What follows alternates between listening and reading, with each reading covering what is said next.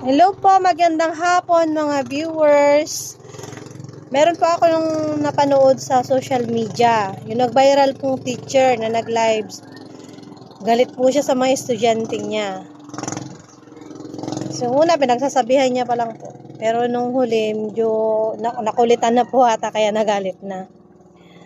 Para po sa mga estudyante, dahil ako po naman ay, alam nyo rin na po na estudyante din po ako hanggang ngayon, nag-aaral po ako. Kami po, kahit noon po pa lang, takot po ako sa mga teacher o takot po kami, mga kaklase ko sa mga teacher. Ngayon po ang mga bata, karamihan na po, wala nang takot. Kasi po marami ng batas na pinagbabawal about sa pagdisiplina ng mga teacher sa mga estudyante. Bihira na po yung mga bata na gumagalang. Hindi naman po sabi nila lahat, pero karamihan po. Mga ano na po sila, mga lumalaban. Bihira na po yung natatakot sila.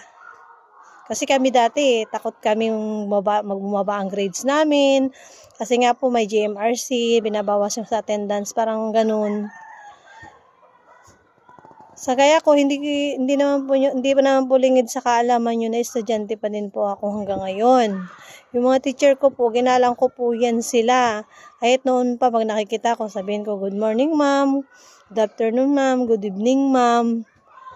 Tsaka nahihiya po talaga ako na pag may kausap sila, mag-excuse me ako, nahihiya po ako.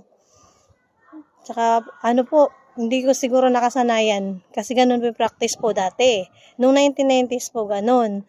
Pero po ngayon sa karamihan sa mga bata, hindi na ganun. Dahil siguro po sa mga millennial na sila, iba-iba na po yung pinaniniwalaan nila.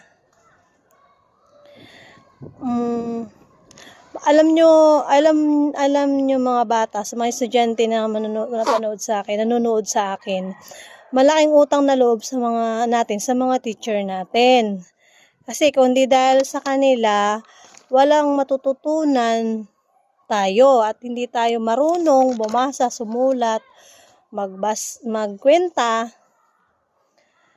Yun, kung wala bang teacher, matututo ba tayo? Pwede ba yung magulang natin? Di ba? Hindi naman. Kaya yung mga magulang natin, naghahanap buhay, pinaaral tayo para may magandang kinabukasan tayo. Kaya yung mga teacher, kahit sabihin mong trabaho nila yan, dapat makipag-cooperate tayo. Kasi kailangan natin ng karagdagang disiplina. Pag sa school, sila yung magulang natin. Basta, ang importante kasi, yung sundin mo yung teacher. Kung meron man silang pagkakamali, magsabi ka ng maayos.